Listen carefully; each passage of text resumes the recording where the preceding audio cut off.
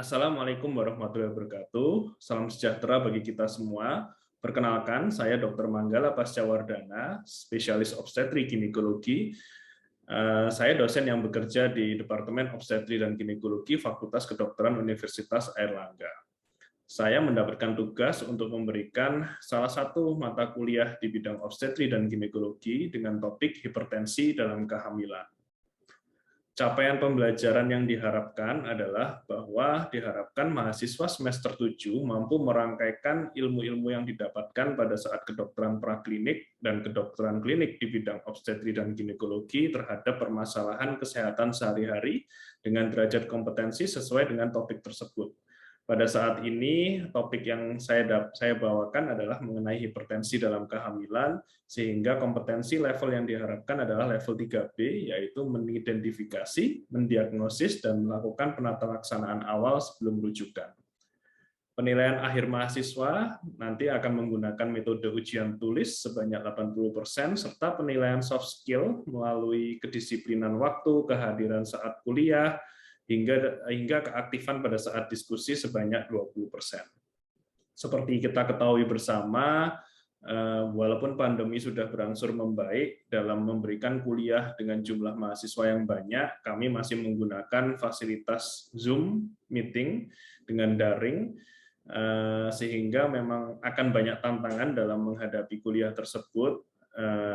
Yang kita perlu lakukan adalah kita akan mempersiapkan sebaik mungkin slide presentasi yang akan kita berikan.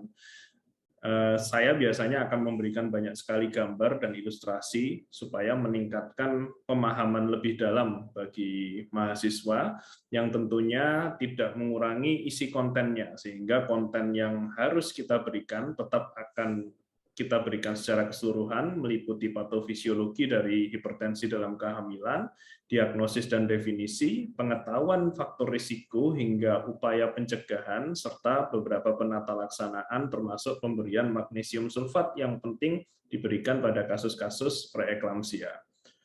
Pada kuliah Zoom ini, saya juga memberikan beberapa kuis yang tujuannya untuk meningkatkan attachment dengan mahasiswa, dan tentunya kita akan melakukan diskusi di akhir perkuliahan yang bertujuan untuk meningkatkan lagi pemahaman mahasiswa, yang tentunya juga dikaitkan dengan masalah-masalah yang mungkin ditemukan pada saat mereka berada di lapangan. Ya. Jadi yang kedua ini saya ngasih tentang hipertensi dalam kehamilan ya, preeklamsi ya. Sama, ini levelnya level 3, tapi apapun itu kalau level 3 itu bukan berarti kalian tidak perlu tahu loh ya. Jadi level 3 itu deteksi, diagnosis, tata laksana awal ya, dan itu peran kalian cukup besar nih pada hipertensi dalam kehamilan. Apalagi masalah utama yang menyebabkan kematian di tempat kita ini salah satunya masih preeklamsi ya, selain perdarahan ya.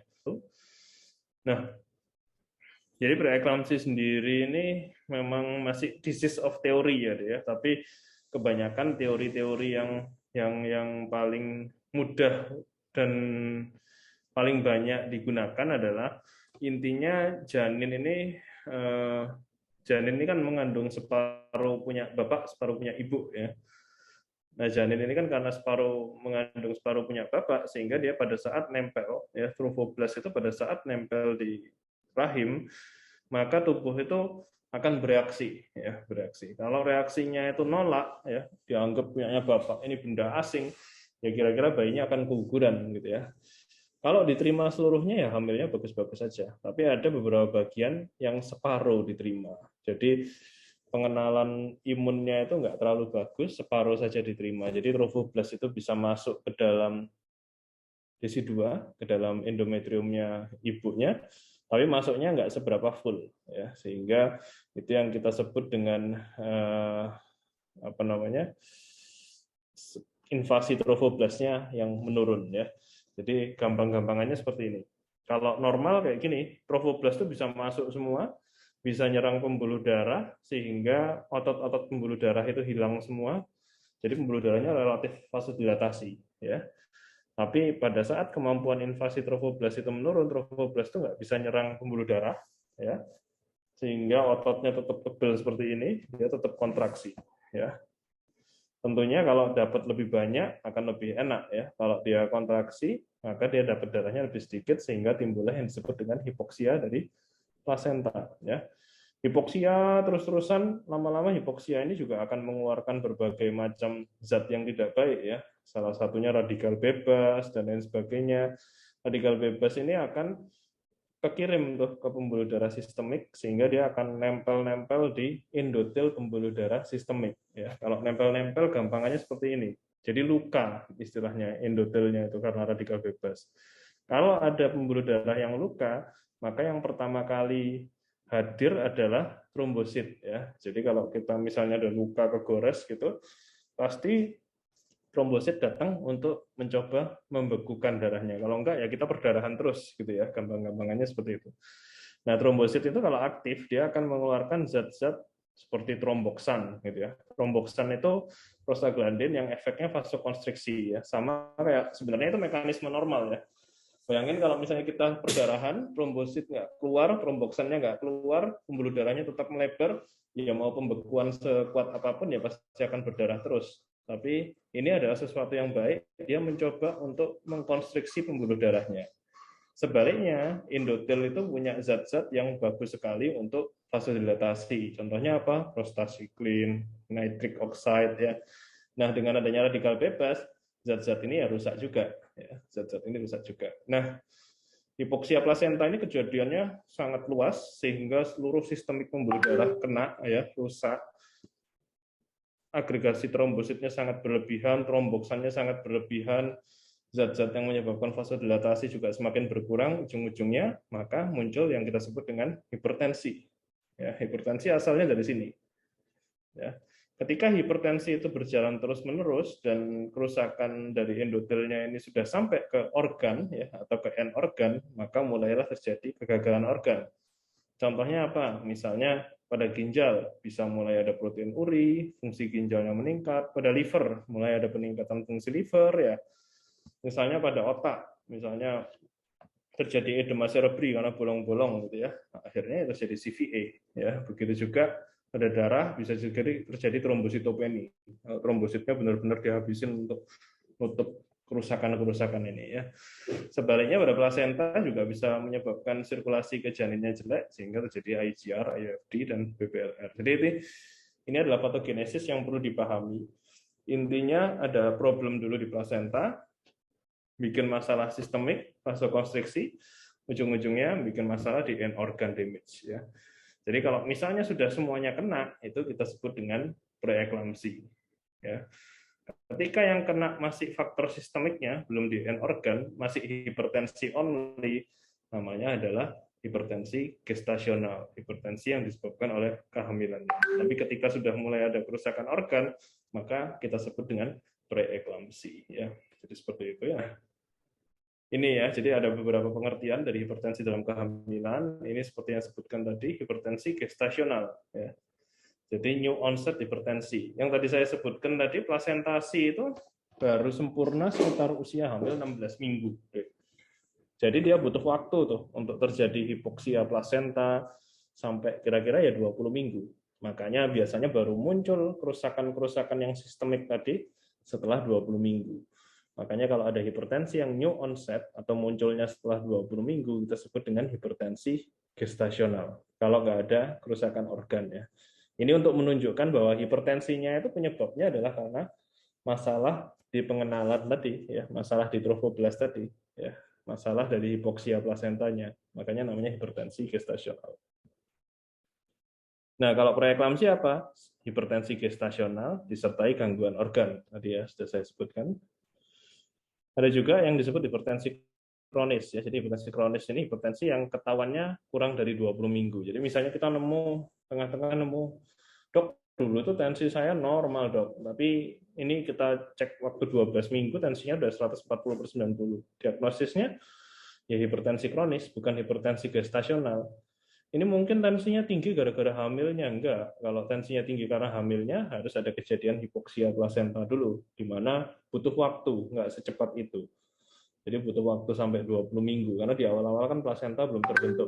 Jadi kalau kita nemunya 12 minggu, ya kebetulan kita menemukan adanya hipertensi kronis pada ibu hamil ini, ya. Nah, ada juga yang disebut dengan hipertensi kronis superimpos preeklamsi. Jadi orang yang hipertensi kronis, dia mengalami perburukan sehingga ada kegagalan organ yang gambarannya kayak preeklamsi, sehingga disebut dengan hipertensi kronis superimpos preeklamsi. Nah, ini intinya preeklamsi ya. Jadi lebih dari satu gejala, harus ada hipertensi plus salah satu gangguan fungsi organ, ya. Jadi usia hamilnya di atas 20 minggu, hipertensi, plus salah satu gangguan fungsi organ. Gangguan fungsi organ yang paling minimal adalah protein uri, ya, atau protein uri positif 1 ya. Ada juga gangguan fungsi organ yang berat lainnya yang dianggap berat yang ini, trombositopeni, fungsi ginjal yang meningkat, gangguan liver, edema paru, ya, ada gejala neurologis dan lain sebagainya. Jadi kalau yang gangguan yang paling ringan, gangguan fungsi yang paling ringan adalah protein uri, tapi kalau ada gangguan yang lain disebut dengan gangguan fungsi organ yang berat, ya, trombositopeni, ginjal. Jadi kalau kalian menemukan ini, kita bisa diagnosis preeklamsi. Setelah kita mendiagnosis preeklamsi, kita tentukan nih mana-mana saja preeklamsi yang memiliki gejala berat, ya. Kapan preeklamsi itu disebut memiliki gejala berat? Kalau ada kondisi-kondisi di bawah ini, ya. Jadi kalau ada severe hypertension, ada trombositopeni dan lain sebagainya, maka kita bisa memasukkan pasien ini menjadi preeklamsi berat yang membutuhkan penanganan lebih, monitoring lebih ketat lagi. Ya, jadi kita nggak ngomong preeklamsi ringan lagi. Zaman dulu ada preeklamsi ringan, preeklamsi berat. Sekarang yang kalian kenal adalah kalian harus mendiagnosis preeklamsi. Habis itu kalian kategorikan. Kalau misalnya ada masalah di bawah ini, maka ini termasuk dengan preeklamsi berat. Ya. Contoh nih ya, ada pasien datang ke kamar bersalin 28 minggu, tekanan darah 140/90, protein uri positif 1. Apa diagnosisnya? Preeklamsi. Preeklamsi ya. Kalau ini diagnosisnya? Preeklamsi berat. Preeklamsi berat. Iya, preeklamsi berat. Kalau ini?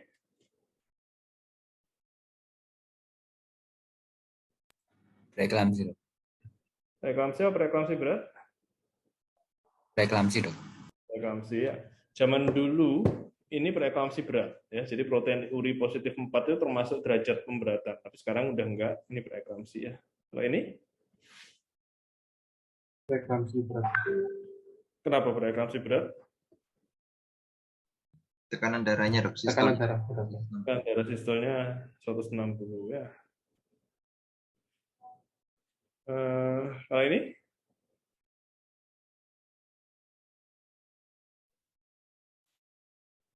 Hipertensi gestasional. Gestasional. Gestasional ya. Kalau ini? PEB. PEB ya. Walaupun protein uri negatif, tapi dia sudah ada kegagalan organ, trombosit ya. Kalau ini tensinya nggak terlalu tinggi, termasuk apa? PEB juga. PEB juga. Kenapa PEB? Ada kegagalan ginjal. Ya, karena serum kreatininnya udah meningkat. Kalau gagal ginjalnya itu cuma karena protein uri, dia termasuk preeklamsi. Ya. Ada tanda impending, termasuk apa diagnosisnya? PEB juga. PEB ya, oke. Ya. Jadi itu ya, bagaimana mendiagnosis preeklamsi ya. Kalian harus bisa membedakan ya nanti ya. Akan banyak sekali kalian dapatkan kasusnya nanti di lapangan. Nah, kalian nanti kan fokusnya jadi dokter umum nih ya, untuk sementara ya. Nanti kalau jadi spesialis ya nggak ada masalah. Tapi kalau jadi dokter umum, paling penting adalah ya ini. Kalau bisa kita sama-sama membantu memprediksi dan mencegah preeklamsi ya. Kalau di layanan primer nggak ngerawat, tapi justru melakukan screening aktif ya, bisa kita berikan pencegahan ya. Kita bisa bantu nanti memberikan aspirin dosis rendah dan kalsium. ANC yang berkualitas, deteksi dini, jangan takut memberikan MgS4 asalkan syaratnya terpenuhi ya. Nah ini screening preeklamsi. Jadi preeklamsi itu sebenarnya gampang banget diprediksi. Hanya dengan anamnesis dan pemeriksaan fisik itu kita sudah bisa banyak mendeteksi risiko-risiko preeklamsi ya. Jadi kita mengenal faktor risiko sedang, ada faktor risiko tinggi ya. Kalau faktor risiko tinggi ada satu aja kalian bisa langsung kasih tata laksana pencegahan preeklamsi. Tapi kalau faktor risiko sedang harus ada 2 yang positif ya. Ini semuanya ini meningkatkan risiko preeklamsi ya. Jadi kayak riwayat keluarga preeklamsi 3 kali meningkatkan preeklamsi, riwayat hipertensi dalam kehamilan sebelumnya itu 7 kali dan lain sebagainya. Jadi seperti itu. Nah, preferensinya apa yang bisa kita berikan? Nah, ini di sini ya. Mungkin kalau kalian belajar di luar negeri gitu ya, di luar negeri ada beberapa parameter lain yang harus dicek seperti Doppler arteri uterina, jadi evaluasi USG. Lalu juga ada parameter lab ya, ada beberapa lab itu bisa meningkatkan detection rate-nya. Tapi kalau di negara-negara seperti kita gini yang sulit untuk mengakses seperti itu, ya kita bisa menggunakan simple anamnesis pemeriksaan fisik ya. Nah, ini upaya pencegahannya. Jadi ketika screening preeklamsinya positif, maka kita bisa berikan aspirin dosis rendah. Yang paling bagus diberikan sebelum 16 minggu sebenarnya ya. Jadi bisa diberikan sebelum 20 minggu, tapi akan lebih ideal kalau 12 sampai 16 minggu kita berikan. Kalsium minimal 1 gram dan ya. Ini ya. Jadi, nah, supaya gampang saya bikin kayak gini sih. Zaman dulu ya. Ini memang harus diupdate, tapi sampai sekarang masih bisa digunakan. Jadi kalau ada 2 hasil positif di sini atau 1 positif di sini, kita bisa mencegah preeklamsi ya. Karena di Dr. Sutomo saya tambahkan Doppler velocimetry ya.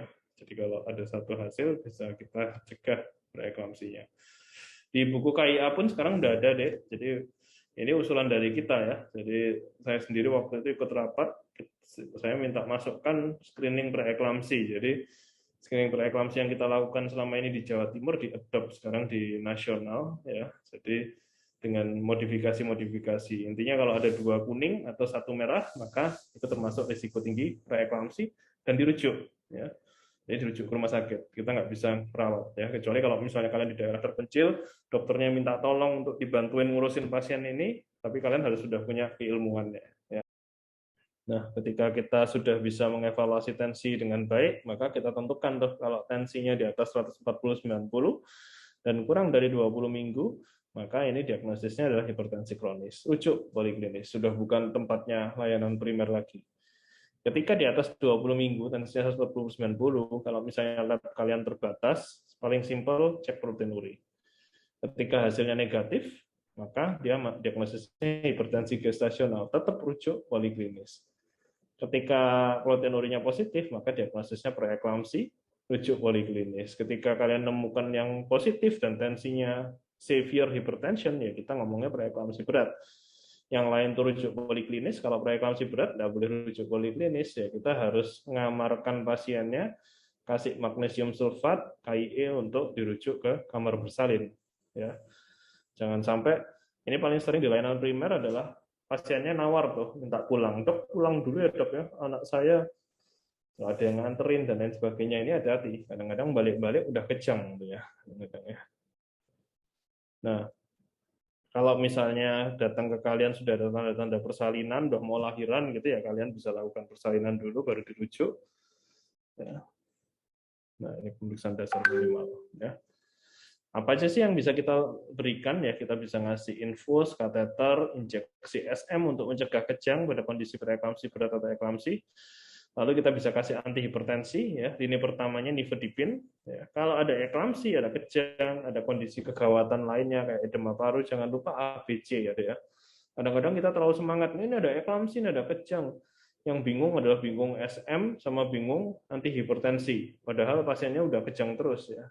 Padahal kalau kejang, pasien tuh nggak bisa menahan airway-nya biasanya. Jadi yang perlu kita lakukan adalah stabilisasi airway, breathing, circulation, baru yang lainnya kita berikan. Ya, alangkah baiknya bersama-sama dan nanti kalian perannya di dokter umum itu, misalnya di puskesmas Ponet ya jadi ketuanya, kalian yang akan memberikan advice ke mereka semua, ke tim. Ayo siapkan infus, siapkan kateter, siapkan SM, siapkan antihipertensi. Saya pegang airway sama breathing-nya gitu, dan sebagainya. Contohnya seperti itu. Nah, ini pencegahan kejang ya, kita bisa pakai magnesium sulfat, mungkin ini teorinya aja bisa dibaca sendiri. Kemasannya nggak bakteriostatik ya, jadi sekali pakai buang. Zaman dulu kalau di VK kalian akan nemu di plester tuh ya, supaya bisa dipakai lagi sisanya ya. sediaannya 20% dan 40% ya. Intinya adalah kalau kita mau masukkan intravena, konsentrasinya harus di bawah 20% ya. Di bawah 20%. Kalau intramuskular setebal mungkin nggak apa-apa ya. Ini sediaannya ya, kita punya 20 dan 40. Artinya apa sih? Kalau 20% itu artinya ada 20 gram dalam 100 cc ya. Karena ini isinya 25 cc atau seperempatnya, maka 20 gram itu tinggal dibagi 4 ya. Jadi di sini 5 gram isinya ya. Kalau yang di sini isinya 10 gram ya, gampang-gampangannya gitu. 40 gram dalam 100 cc, 20% itu apa? 20 gram dalam 100 cc. Ya. Seperti itu. Nah, ini kalau masalah concern keamanan ya, saya kira semua sudah sepakat aman semua. Dan bahkan pada kasus-kasus preterm berat dia bisa menurunkan risiko cerebral palsy. Ya.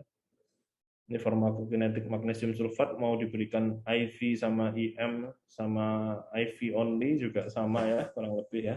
Jadi dosis terapeutiknya seperti ini. Ini dosis terapeutiknya 4,8 sampai 8,4 mg. Kalau misalnya sampai refleks toksik itu ya, itu 2 sampai 3 kali lipat. Jadi kalau kita memberikannya secara benar, syaratnya terpenuhi, caranya benar, ya harusnya nggak mungkin sampai toksik ya. Kalau misalnya sampai toksik ya mungkin ada kesalahan di kita ya. Nah, ini cara-caranya ya, mungkin bisa dibaca sendiri. Intinya kalau di primer, sekunder, tersier paling simpel ya pakai IV campur IM ya. Jadi masukkan 4 gram dulu. 4 gram itu ya 20 cc 20%. Kalau yang tersedia 40%, ingat tadi tidak boleh pada larutan di atas 20% kalau masukkan IV. Jadi kalau misalnya ada 40%, kita ambil 4 gram, ambil aja 10 cc, encerkan lagi 10 cc. Otomatis di dalam siring itu isinya adalah larutan 20% ya. Karena mengambil 10, diencerkan lagi ditambah 10 cc. Ya. Injeksi yang IM, masukkan 5 gram kanan, 5 gram kiri, habis itu diulang tiap 6 jam. Ya. Ada yang IV saja, ya, jadi injeksi IV awalnya sama, ya. Setelah itu bisa dilanjutkan pakai infus pump, bisa syring pump, paling rekomendasi syring pump, karena jelas gitu ya. Yang paling nggak direkomendasikan drip infus. Nanti kalau kalian baca-baca di bukunya Kementerian Kesehatan itu rekomendasinya masang infus ya. Padahal kalau kita lihat yang dikirim ke Sutomo, masang infus itu kadang-kadang tetesannya nggak beres semua gitu ya. Ada yang nggak netes, ada yang netesnya kecepatan gitu ya.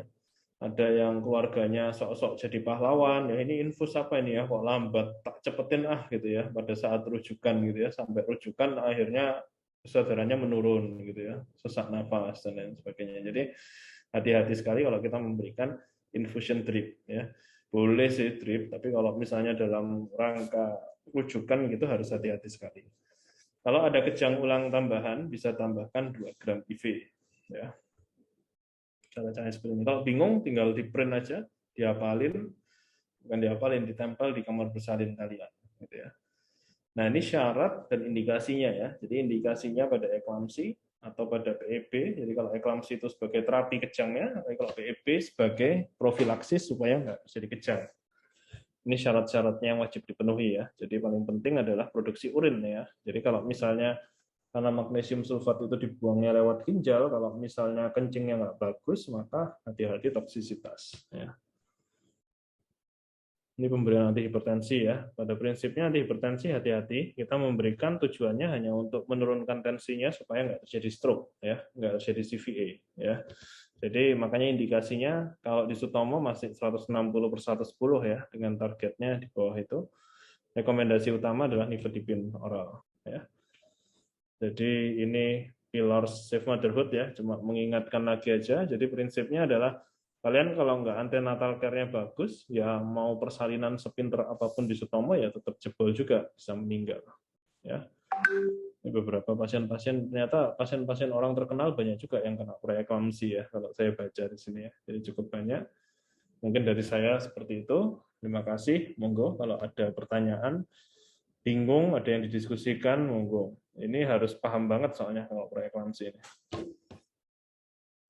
Enggak, ada pertanyaan mungkin?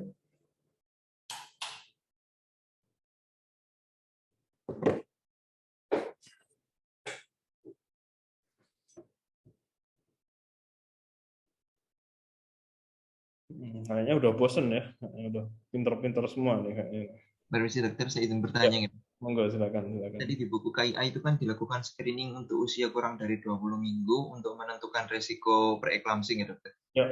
Lalu misalkan kita dapatkan dia beresiko tinggi, langsung dirujuk ke rumah sakit, berarti itu kita sudah tidak menerima kembali pasien tersebut dokter, atau nanti dikembalikan lagi ke kita gitu. Ya, ya. Ini tergantung tempatnya ya, Dek, ya. Kalau misalnya di area Surabaya gitu ya, di mana fasilitas banyak, jarak nggak terlalu jauh gitu ya, rumah sakit yang nangani. Tapi kalau misalnya nanti kalian di daerah, ada juga kemungkinan dokter SPOG-nya itu merujuk balik. Nggak apa-apa ini ditanganin di layanan primer lagi. Nanti kan dokter SPOG-nya bisa ngasih advice diberikan apa, perlu kontrol lagi ke rumah sakit kapan, dan lain sebagainya. Nanti kalau kalian di daerah terpencil, mungkin bisa saja mendapatkan hal seperti itu. Tapi yang perlu diingat adalah kalian kalau bisa ya merujuk dulu yang bukan kompetensinya, supaya tanggung jawab itu sudah nggak di kalian lagi gitu ya. Nanti kalau misalnya kalian tetap menangani itu ada problem, misalnya ini ya, si keluarganya itu melek hukum gitu ya, loh ini sudah risiko preeklamsinya tinggi, kenapa kok masih ditangani di puskesmas gitu ya. Bisa aja kalian kena tuntutan tuh ya, karena kan ada semua itu nanti di aturannya. Di Permenkes juga ada. Ya. Gitu mungkin ya, Dek ya. Tapi kalau misalnya itu dirujuk balik oleh dokternya, ya sudah, kita nangani, tapi ya seperti itu. Tanggung jawabnya sudah berada di SPOG-nya. Ya. Ya, dokter. Lalu kemudian apabila sudah usianya lebih dari 20 minggu, lalu ada tanda hipertensi kehamilan, berarti kan sudah masuk ini ya dok, disertai kerusakan organ, dia masuk preeklamsi. Itu yang perlu kita periksa untuk memastikan itu apakah hanya darah lengkap ya dok? Kemarin kalau apa? Kalau sudah didiagnosa preeklamsi, karena ada misalkan, nah itu untuk mendiagnosa preeklamsi itu kan kita harus melakukan pemeriksaan penunjang gitu. Pemeriksaan Betul. minimalnya apa gitu? Ya itu semua tadi. Jadi fungsi ginjal gitu ya, karena kan serum kreatinin juga menjadi salah satu masalah gitu ya. Jadi serum kreatinin harus kita cek, UL harus kita cek ya. Terus fungsi liver tadi SGT SGPT harus kita cek. Trombositopeni berarti kita harus cek trombositnya. Itu sih. Jadi prinsipnya apa yang bisa jadi end organ damage dari preeklamsi itu wajib kita evaluasi. Apakah benar-benar normal apa enggak. Kadang-kadang yang salah adalah kita cuma cek UL tuh, cek proteinuri. Padahal bisa aja kerusakannya di tempat lain. Jadi bayangkan kayak gini, itu kan pembuluh darah itu kan muter-muter secara sistemik ya. Rata-rata memang mereka nempelnya itu di ginjal. Makanya yang terjadi duluan adalah protein uri. Jadi 70% itu, hampir 70% pasti radikal bebasnya itu nempel di ginjal. Tapi ya namanya manusia punya variasi biologis yang bermacam-macam. Bisa aja dia nggak nempelnya di ginjal, nempelnya di liver dulu.